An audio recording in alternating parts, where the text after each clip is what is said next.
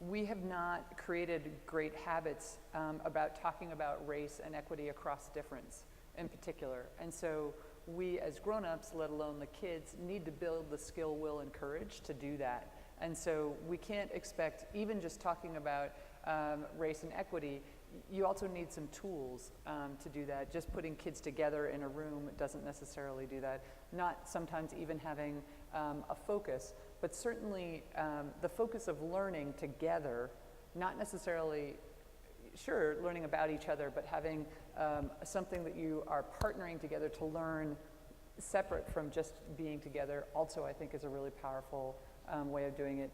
And then when I was in Los Angeles running a service learning program, and we had students who were English speakers, and then students who had just recently moved to the US. We started creating activities that would put the students who were English speakers off, like that they had to navigate the world without using some tools that might simulate what it was like to be an English language learner.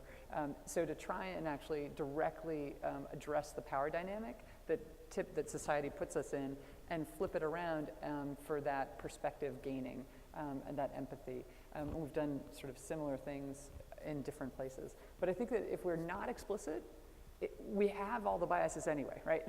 It's already there. Right. So we've got to just be, and I think that it's for many kids who are white or dominant culture, they don't actually, I'll speak for myself, as somebody who grew up white in dominant culture, there weren't always a lot of ways to be actively anti-racist, and there wasn't always a language to use, and so it was this unspoken guilt and all these other things. So let's help give all the kids tools and all the grown-ups tools to make sure that, because it's going to be there because the power exists. So the best we can do is bring it up to the surface, help folks understand, and not pretend it's not there, or inadvertently, or by silence, buy into the inequity that our society's created.